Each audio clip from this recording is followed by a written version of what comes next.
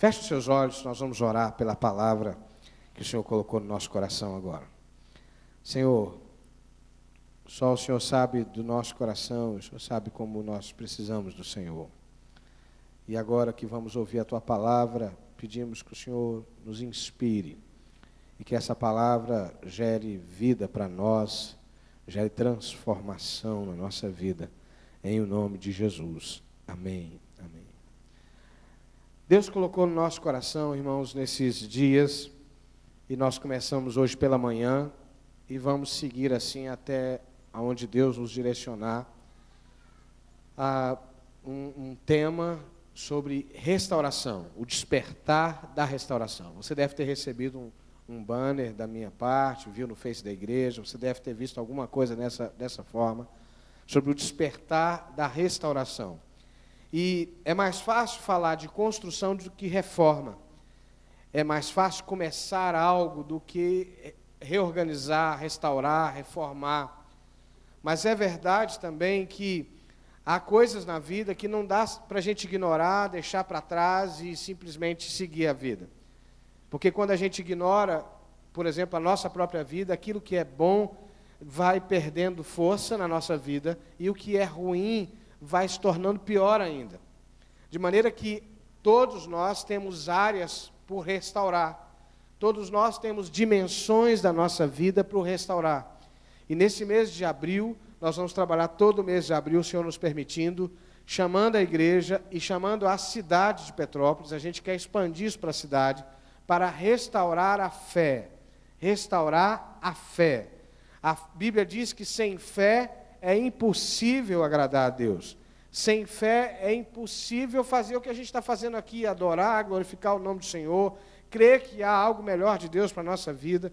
E hoje nós vamos começar essa série de pregações sobre o restaurar da nossa fé, sobre restaurar essa fé que Deus está vivo, presente entre nós.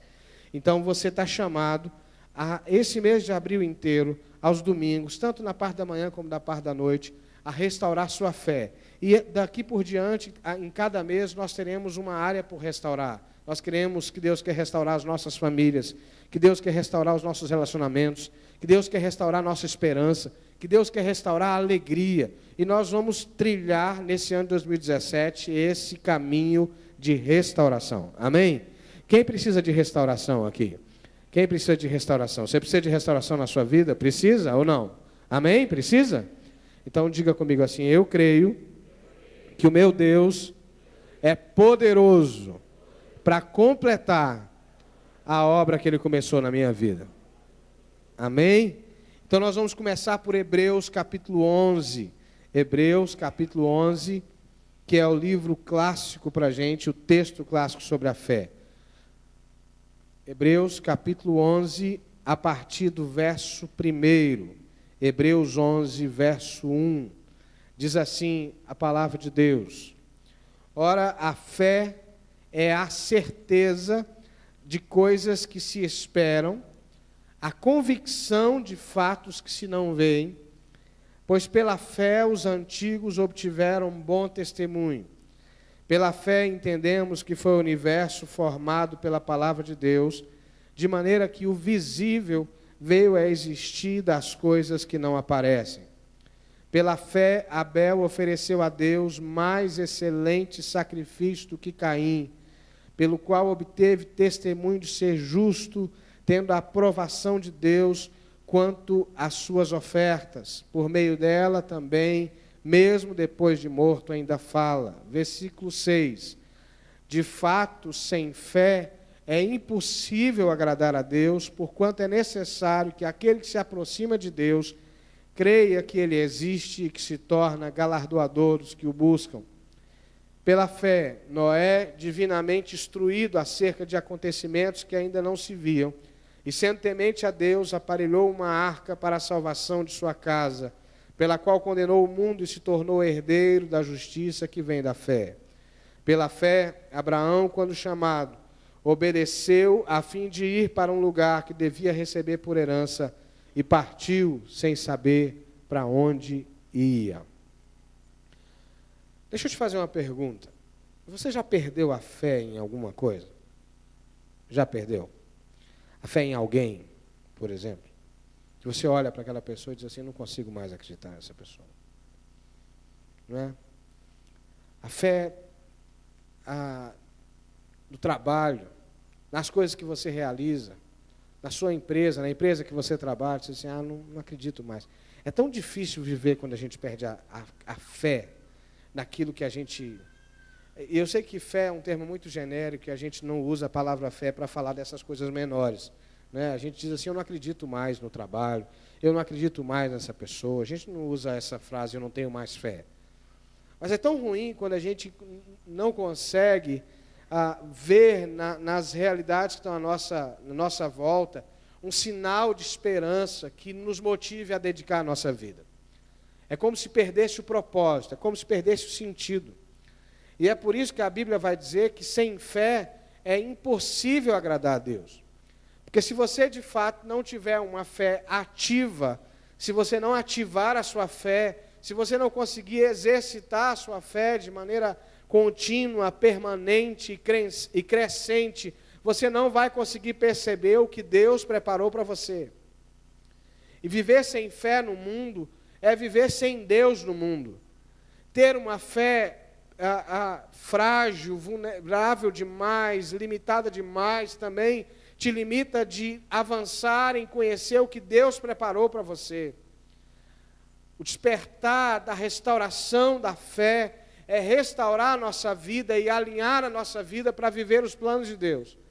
Alinhar a nossa vida para viver o que Deus já sonhou para mim e para você.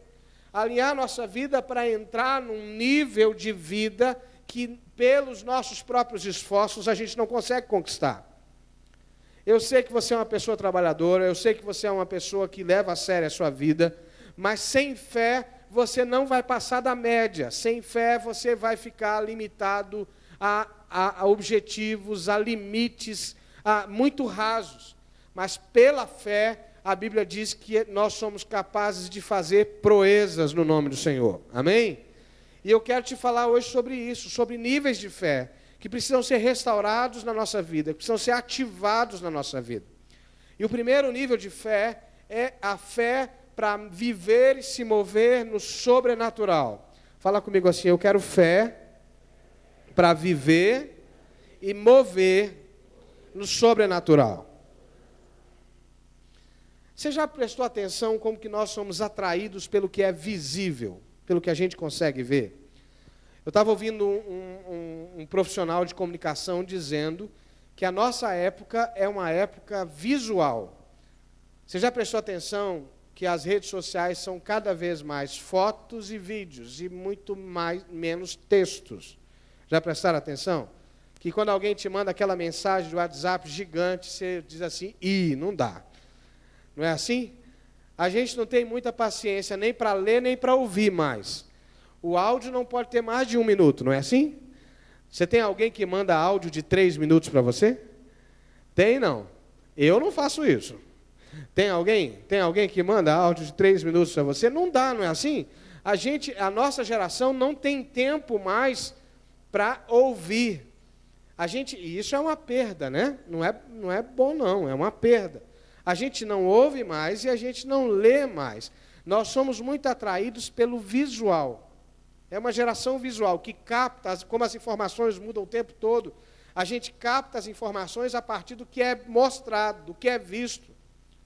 Por isso que hoje, por exemplo, as empresas que não se comunicam, aliás, para aqueles que são empreendedores, quarta-feira tem Desperta Petrópolis, não deixa de vir não, quarta-feira, 7h30, tem um encontro de empreendedores aqui, né? Toda quarta-feira é livre a entrada, não paga para entrar, você pode estar aqui, quarta-feira, 7h30, vale a pena, se tiver o banner aí, depois a gente coloca aí no ar para o pessoal ver, né? Quarta-feira, Desperta Petrópolis. Mas quem quer empreender hoje e não se comunicar visualmente, já se perdeu. Não é? Porque as pessoas têm uma necessidade de ver as coisas. É interessante que quanto mais a gente tem necessidade de ver, mais também a gente limita a nossa capacidade de se guiar pelo que a gente não vê. Por uma realidade que não foi concretizada fisicamente ainda, mas que no céu já foi gerada. A Bíblia diz que a fé é a certeza, é a convicção, é a segurança das coisas que nós não vemos, mas que pela fé nós cremos. O primeiro nível de fé que Deus quer restaurar no nosso coração é essa capacidade de ver o que já foi gerado no coração de Deus, que está preparado no coração de Deus para mim. Não está concreto aqui, eu não posso tocar, eu não posso apalpar, eu não posso sentir cheiro ainda, mas no céu já foi gerado. Amém, irmãos? Eu quero dizer uma coisa muito séria, há um sonho, um propósito, um desejo de Deus que já foi gerado do céu a seu respeito. Amém? Fala com o teu irmão assim, está tudo pronto lá no céu para você, fala para ele. E fala assim, não é para você subir ainda, fala com ele. Não, não é isso. Porque essa frase pode ser mal entendida, né? Dizer assim, está tudo pronto no céu, pronto, estão querendo me matar. Né? Não é nesse sentido que eu estou falando. Essa aí é uma decisão que Jesus toma. Mas a verdade é que nós andamos batendo cabeça porque a gente não tem percepção do sobrenatural. E é interessante que, quando fala do sobrenatural por mal, todo mundo dá crédito, tem medo, fica assustado. Mas quando a gente fala do sobrenatural de Deus, a gente tem dificuldade de crer. Tem dificuldade de se mover por isso, tem dificuldade de andar por isso, de se guiar por isso. Sabe, queridos, eu creio sinceramente que há um plano de Deus para mim e para você. Há um propósito de Deus para mim e para você. Há coisas que Deus vem gerando na sua vida há muito tempo e que talvez só agora você está começando a perceber. Mas eu e você precisamos abrir o nosso coração a um nível que Deus possa nos mostrar aquilo que Ele já preparou para nós. Enquanto o nosso coração está fechado, enquanto a gente resiste e diz assim, eu só vou andar quando eu ver, eu só dá uma de Tomé, né? Eu preciso ver para crer. Você só vai andar até onde você alcança. Mas a partir do momento que você se percebe limitado, a partir do momento que você se reconhece limitado, e você abre o seu coração para o que Deus quer gerar, Deus começa a gerar uma realidade nova no teu coração. Deus começa a ter liberdade para falar com você. Deus começa a ter liberdade para ministrar os sonhos dele para você. Porque, acredite, queridos, Deus quer compartilhar os mistérios dele com você. Deus quer compartilhar os mistérios dele com a sua igreja. Deus quer compartilhar os sonhos do coração dele com a sua igreja. Deus deseja compartilhar as angústias dele com a sua igreja. Mas nós estamos tomados demais pelo que é visível.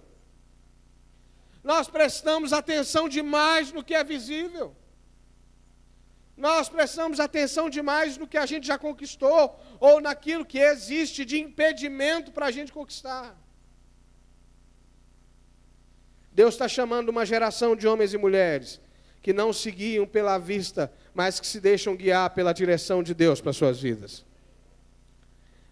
E só quem faz isso vai sair da linha da mediocridade. Só quem faz isso vai sair da linha do básico e vai começar a alcançar o excelente. Eu perguntava aqui hoje de manhã se alguém lembrava do nome dos 12 espias que foram espiar a terra para Moisés. Quem se lembra do nome dos 12 espias? Hein? Me ajuda, vamos lá. Número 1, 12, eram 12. Número 1 por tribo. Primeiro, qual é o nome do primeiro? Hein? Josué. O nome do segundo? Caleb. Terceiro. O terceiro. O quarto. Vocês lembram ou não? Quinto. Não lembra de ninguém? Só Josué e Caleb. Por que a gente lembra de Josué e Caleb, irmãos? Porque Josué e Caleb, tendo visto gigantes, viram a terra, viram a promessa e creram na palavra de Deus. Mas os outros 10 não creram. Fala comigo assim, a história não registra. Fala comigo, a história não registra o nome de pessoas medíocres.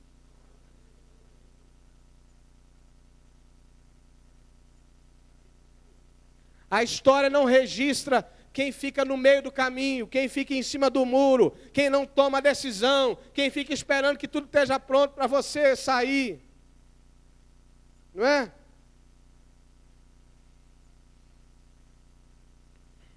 Imagine você No meio de 12 anciãos, 12 homens importantes, só 2 são lembrados. E são lembrados porque eles tiveram fé para olhar além das circunstâncias. Eu não estou dizendo que você quer ter o teu nome lembrado na história, não é isso. Mas eles não só são lembrados, mas eles entraram na terra. Eles viveram a promessa. Os outros morreram no deserto, mas aqueles 2 entraram na terra. Tem um monte de gente patinando aí na vida com Deus, patinando na igreja, não anda, não avança.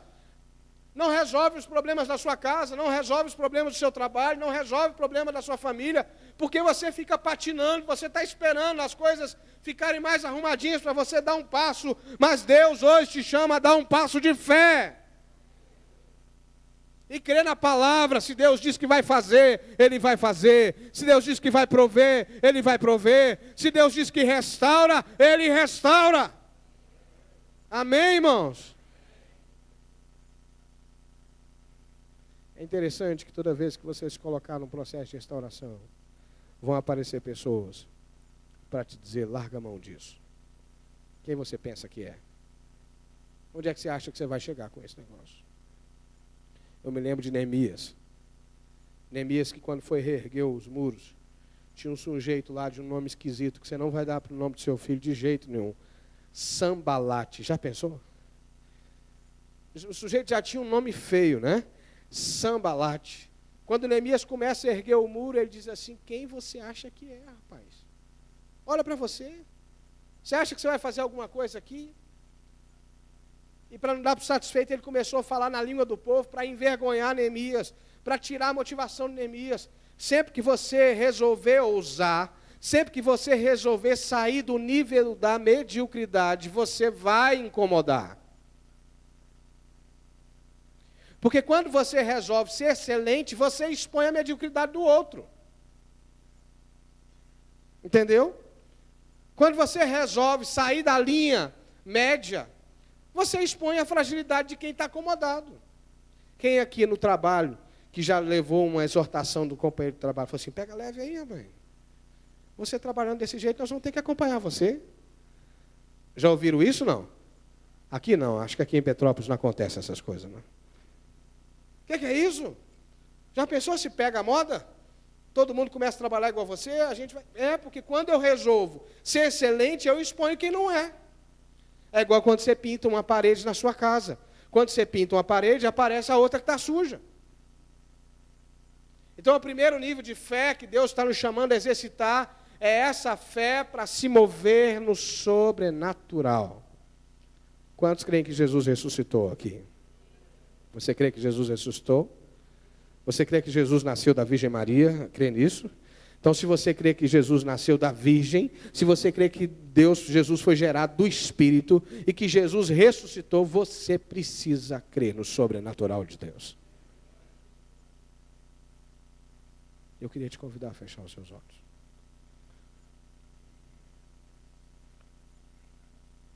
Quero te convidar a confessar a Jesus todas as vezes que você espera que Ele se encaixe no seu padrão racionalista.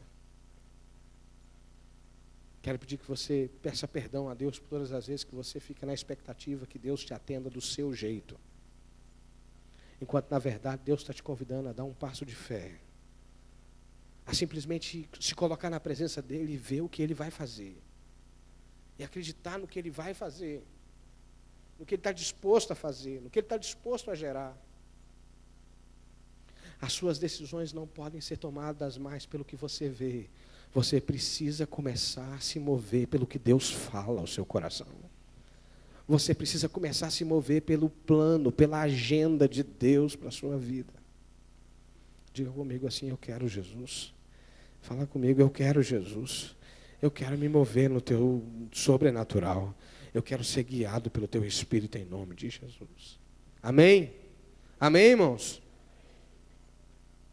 O segundo nível de fé que a gente precisa desenvolver, e o segundo nível de restauração que a gente precisa entrar, é a restauração da resposta de fé que nós damos ao Senhor. É interessante que quando Jesus foi ressuscitar Lázaro, ele virou para Maria, virou para Marta e disse assim, removam a pedra.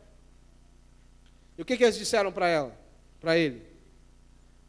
Senhor, já está de 4 dias, já está cheirando mal, como é que nós vamos fazer isso? E Jesus disse, remova a pedra. Ou seja, toda vez que você entra em aliança com Deus para andar pela fé, Deus vai exigir de você uma resposta. E aqui o texto que nós lemos fala de 2 tipos de resposta. A resposta de Abel e a resposta de Caim.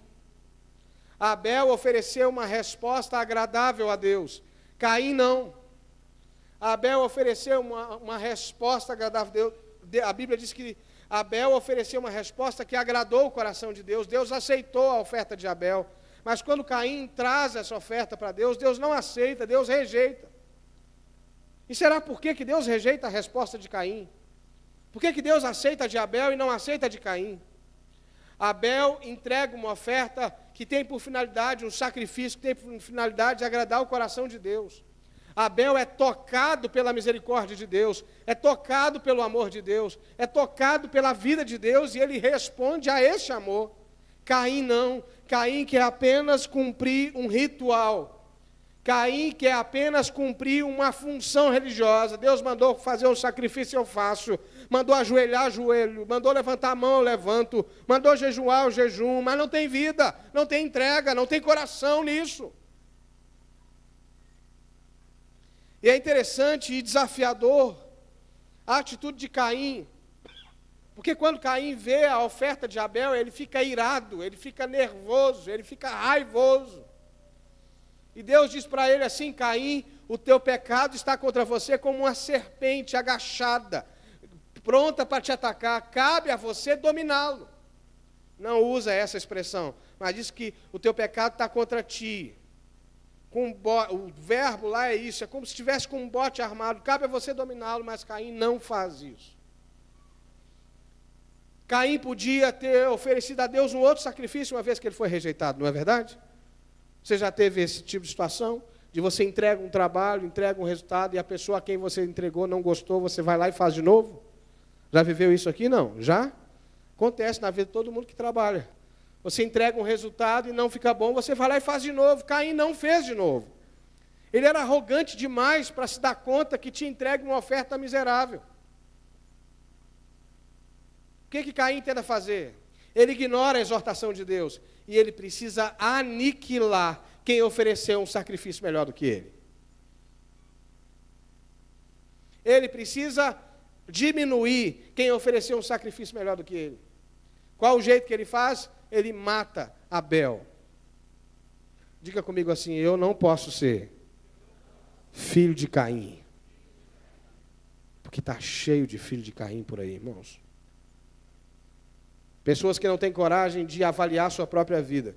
Pessoas que não têm coragem de parar para refletir na sua própria vida, mas são mestres em avaliar a vida dos outros. Pessoas que não têm coragem para voltar e ver se a sua oferta agrada a Deus, se a sua oferta alegra o coração de Deus, mas elas são mestres em depreciar a oferta que o outro, a resposta que o outro oferece para Deus. Eu tenho dito que, infelizmente, a Bíblia diz que a nossa luta não é contra carne nem sangue, é contra principados e potestades. Mas nessa caminhada minha pastoral de quase 20 anos, eu enfrento mais luta com o filho de Caim do que com o mundo que está lá fora. Com gente que, devendo dar uma resposta excelente a Deus, oferece uma resposta medíocre e espera que a igreja legitime a sua resposta. Tem uma vida mais ou menos na presença de Deus e espera que a igreja faça vista grossa. Vive uma vida dupla, assume uma vida que visivelmente é desagradável a Deus e espera que a igreja abençoe. Espera que Deus feche os olhos e abençoe. Sabe, irmãos, a gente não está brincando de ser crente. A gente não está brincando de obedecer a Deus. Nós temos que escolher se nós ofereceremos uma resposta de fé como Abel, ou se nós esperaremos uma resposta sem fé como Caim. Porque as duas respostas deixam marcas. Caim gerou a morte do seu irmão. Caim gerou a morte do seu irmão, matou o seu irmão. E Deus estabelece uma sentença sobre Caim. Ai de quem matar Caim. Caim recebe uma marca, ruim, uma marca que o prejudica, e ai de quem matar Caim. Porque Caim está condenado a ser lembrado pela oferta medíocre que ele deu a Deus, pela resposta medíocre que ele deu a Deus. E Abel, o texto diz, mesmo depois de morto, ele ainda clama, o sangue dele clama a mim. Sabe, irmãos, a gente precisa avaliar que tipo de resposta que a gente está dando para Deus. Que tipo de resposta? A ação de Deus na nossa vida. Que tipo de resposta? Quando a gente está muito envolvido com disse-me-disse, fofoca, maledicência, é porque a gente está seguindo a linhagem de Caim.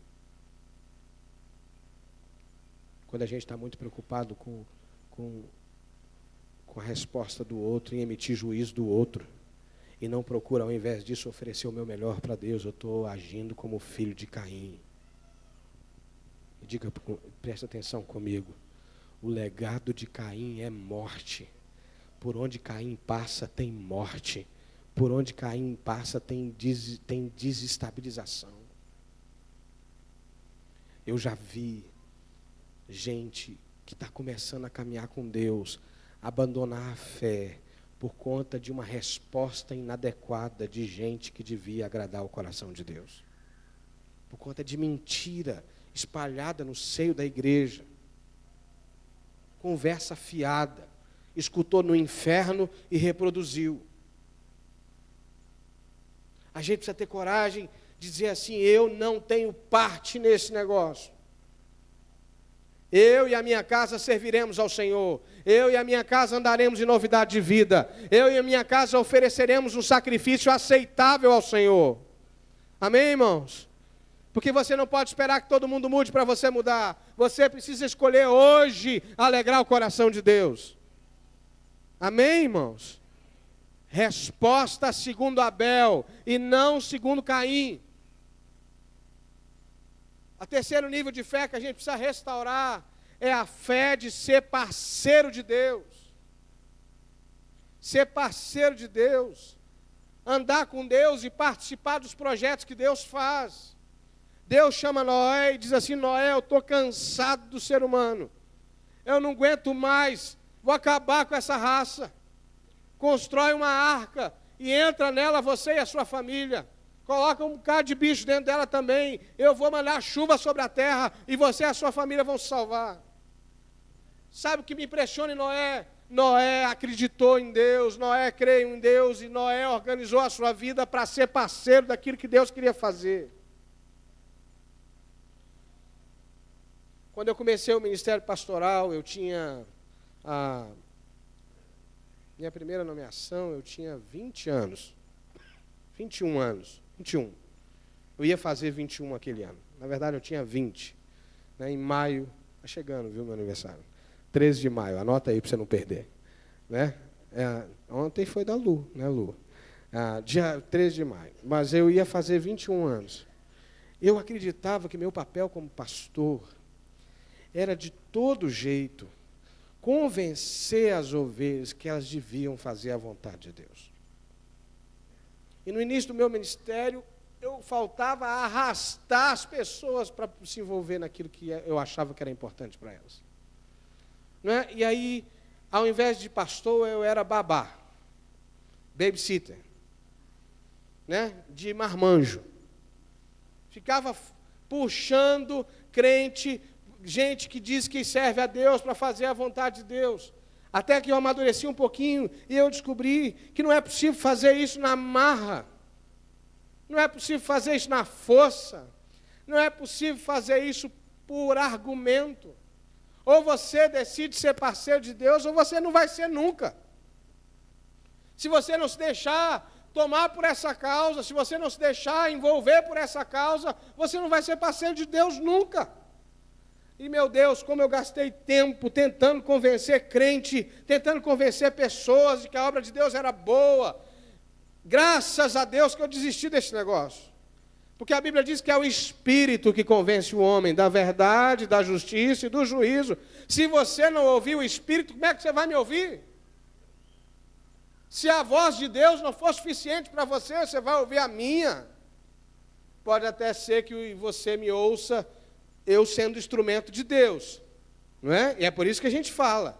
Mas não pela minha força, não pelos meus argumentos, não pelas minhas capacidades. Nós precisamos evoluir no nível de fé para entender quem nós somos nessa história. Porque às vezes nós nos colocamos no lugar de Deus.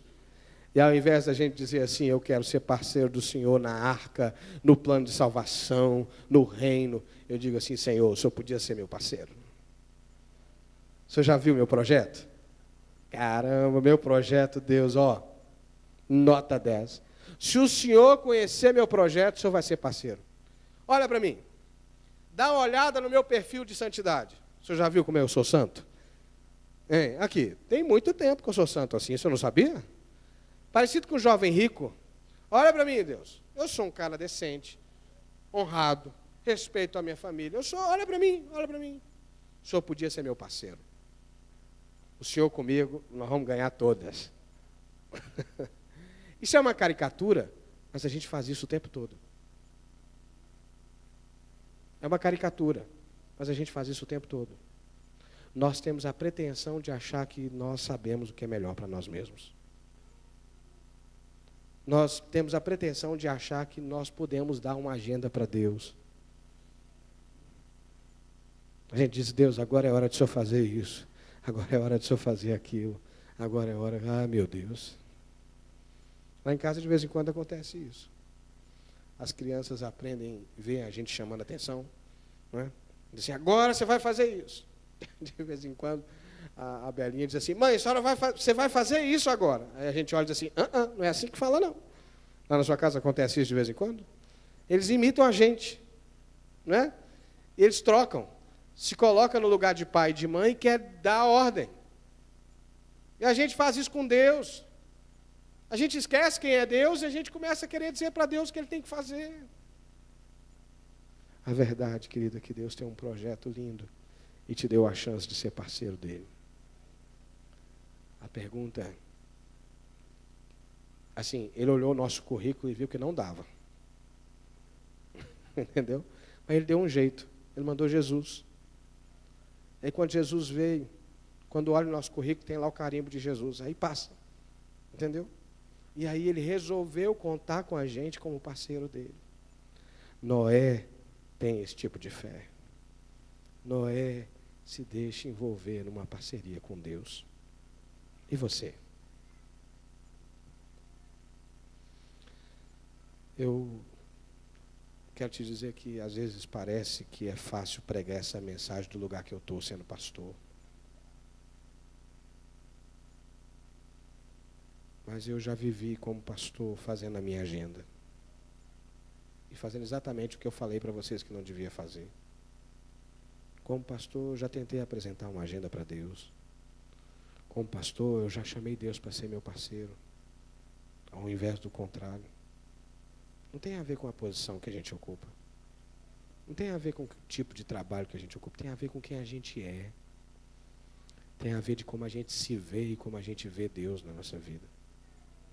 Se você tiver clareza de que Jesus é Senhor, você vai dizer assim, meu Deus, se o Senhor me der o privilégio de ser parceiro do Senhor, eu faço tudo para estar com o Senhor.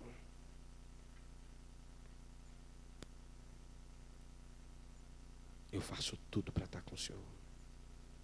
Eu faço tudo para estar na tua presença. Eu faço tudo para me entregar aos teus sonhos. Eu faço tudo porque é tão grande a tua obra, é tão grande o teu amor, é tão grande o que o Senhor tem por fazer, que eu quero ser parte disso. Olha para mim, eu sou miserável, pecador, carente da tua misericórdia. O Senhor sabe da minha história e eu sei também. E o Senhor disse que eu posso ser seu parceiro, eu quero ser. Eu quero me envolver nesse negócio. O que é que precisa fazer? Fala para mim, Jesus. Tem que me entregar por inteiro, tem que rasgar a altivez, tem que abrir mão das minhas convicções e aprender os princípios do reino. Eu vou. Porque eu quero participar do projeto de Deus. Porque eu não merecia, mas o Senhor abriu a porta para mim. O trabalho do reino é pesado, porque a gente não tem essa perspectiva. Nós nos achamos importantes demais. Nós nos sentimos muito importantes, a ponto de dizer não para Deus, a ponto de negociar com Deus o que a gente participa, o que a gente não participa. A Bíblia diz que não é possível ter dois senhores, ou você serve a Deus, ou você desagrada a Ele. E servir a Deus não tem a ver com passar 24 horas do seu dia na igreja. Tem a ver com fazer da tua vida uma vida de louvor a Deus. Tem a ver de sujeitar o teu trabalho ao Senhor, sujeitar o teu tempo ao Senhor, sujeitar os teus recursos ao Senhor e colocar tudo isso a serviço do Senhor. Eu tenho mais 2 níveis de fé que eu preciso compartilhar com vocês. O terceiro deles fala de um homem chamado Abraão. Abraão é um homem que vive uma contradição na vida dele. Você está comigo ainda? Amém? Amém? Abraão vive uma contradição, porque o nome dele é Abrão, que significa pai. Ele não tem filho nenhum. Entendeu? Como é que você chama de pai uma pessoa que não tem filho? Pai de muitos. Era quase que um escárnio chamar Abraão de pai e ele não era pai. E aí Deus diz para ele assim: Abrão, sai da tua terra, sai da tua parentela e vem para uma terra que eu vou te mostrar. Eu vou te mudar o teu nome vai ser Abraão. Deus colocou um superlativo. Você não é pai de muitos, você vai ser pai de multidão. Você vai ser pai de nações. É isso que você vai ser. Você só precisa sair da tua terra e ir para uma terra que eu vou te mostrar. E Abraão sai da sua terra, e o texto que nós lemos diz que Abraão foi sem saber para onde ia. E Abraão transformou a fé num estilo de vida. Abraão transformou a fé na sua vida, ou seja, ele colocou tudo nesse caminho. Ele peregrinou sem saber por onde ia. E a história do povo de Israel é chamada em Abraão, Isaque e Jacó, porque Deus fez de Abraão um testemunho vivo de fé, mesmo ele sendo pecador, mesmo ele sendo miserável como eu e você. Mas Abraão resolveu transformar a sua fé num estilo de vida.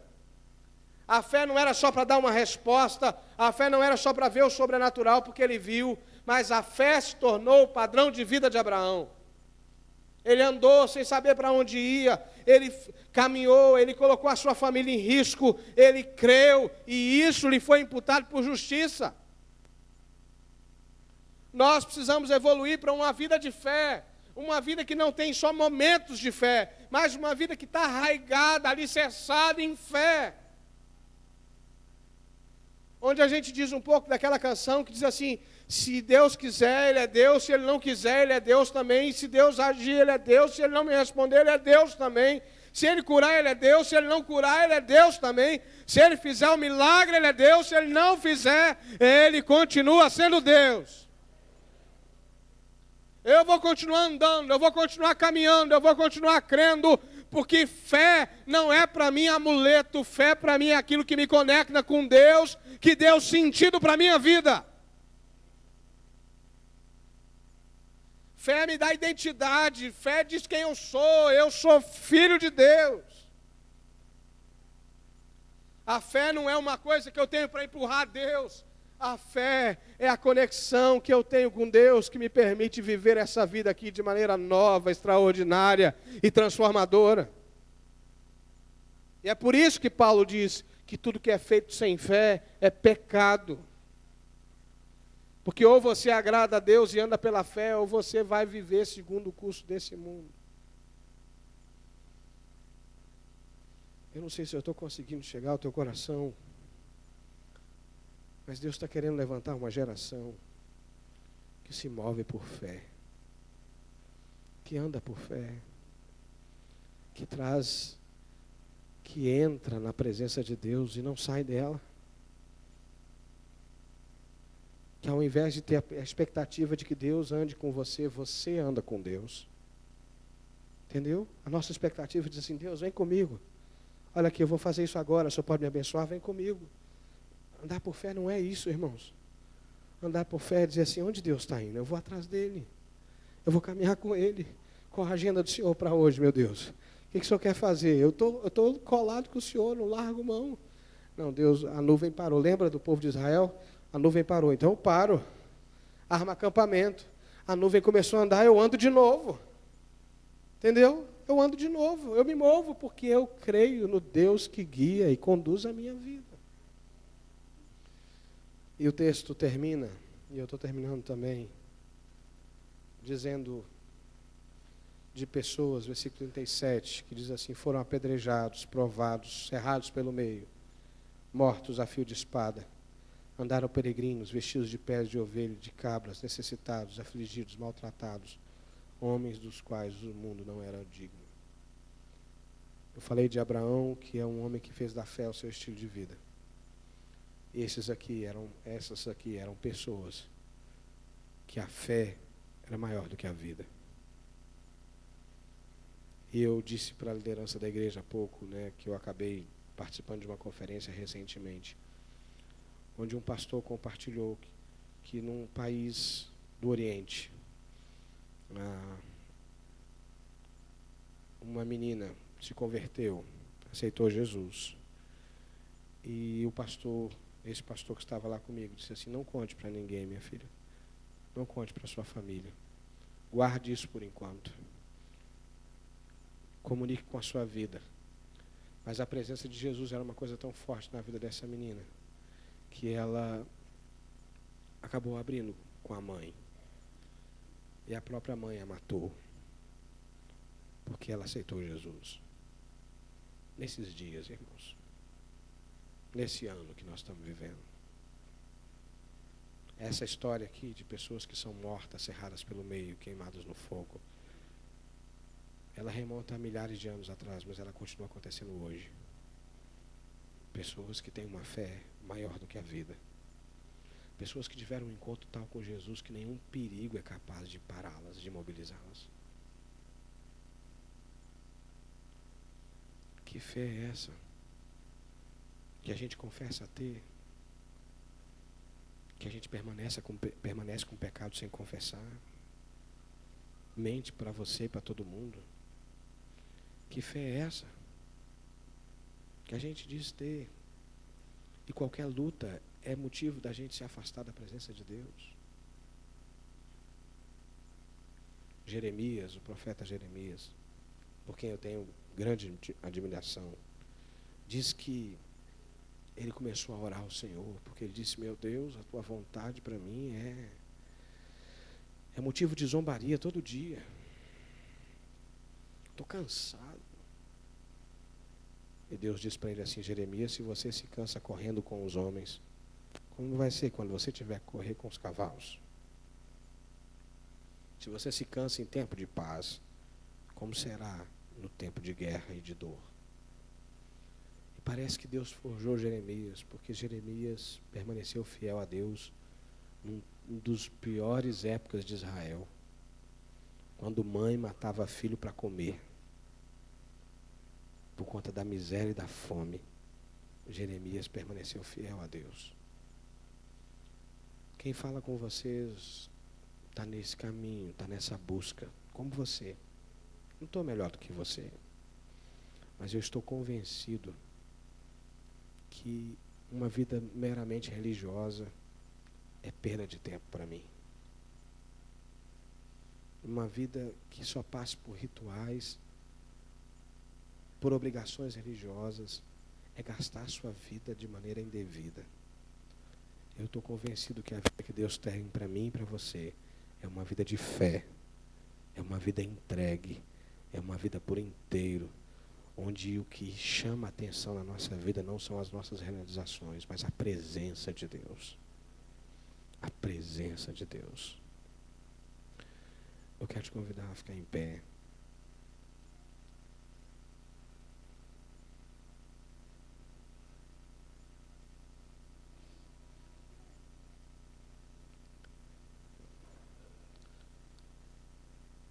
Eu e você sabemos o que tem conduzido a nossa vida. Eu e você temos clareza da nossa própria vida. A fé, a Bíblia diz que é um dom de Deus. A fé não é uma coisa que eu compro. Não é uma coisa que eu conquisto pela minha força. A fé é um dom. E dom significa dádiva. É um presente. E Deus tem fé para a gente. Deus quer dar essa fé. Só que para receber a fé que Deus quer dar, eu preciso acreditar menos em mim, sabe? Nas minhas percepções, na minha força. Preciso colocar as coisas no lugar certo e saber quem é Deus e quem eu sou. Eu queria orar com você. E se você quer restaurar sua fé, apesar de mim, que sou pecador e estou aqui falando com você, apesar das situações que você tenha vivido, eu gostaria de orar contigo. Meu Deus, em nome de Jesus, o Senhor é Deus que restaura a nossa fé. E o Senhor é poderoso para fazer o sobrenatural na nossa vida. Em nome de Jesus. Enquanto o Ministério de Louvor estiver nos entoando uma canção, você é convidado a sair do seu lugar e dar um passo de fé. E dizer: Deus, restaure a minha fé. Eu não sei qual é o nível de fé que você precisa restaurar. Mas se você precisa de restauração na sua fé, vem aqui ao altar, nós vamos orar por você. Pode sair do seu lugar e pode vir até o altar.